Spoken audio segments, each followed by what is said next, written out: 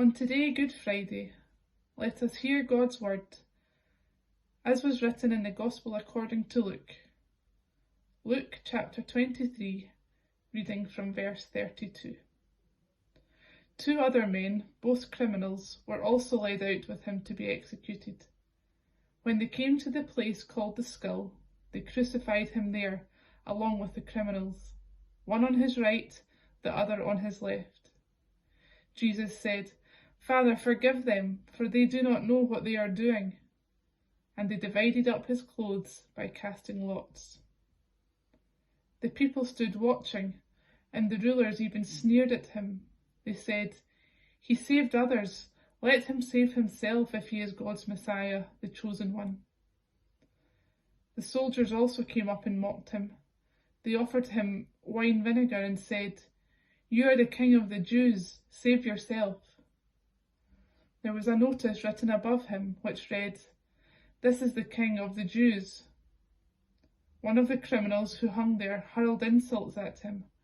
"Aren't you the Messiah? Save yourself and us." But the other criminal rebuked him. "Don't you fear God," he said, "since you are under the same sentence. We are punished justly, for we are getting what our deeds deserve. But this man has done nothing wrong."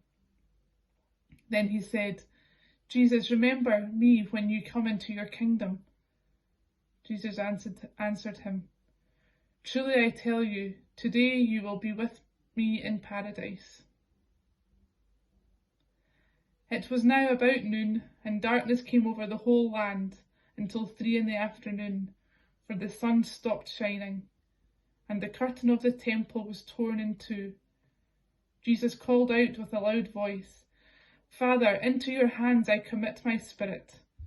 When he had said this, he breathed his last. The centurion, seeing what had happened, praised God and said, "Surely this was a righteous man." When all the people who had gathered to witness this sight saw what took place, they beat their breasts and went away. But all those who knew him, including the women who had followed him from Galilee, stood at a distance, watching these things. May God bless to us this reading from his holy word.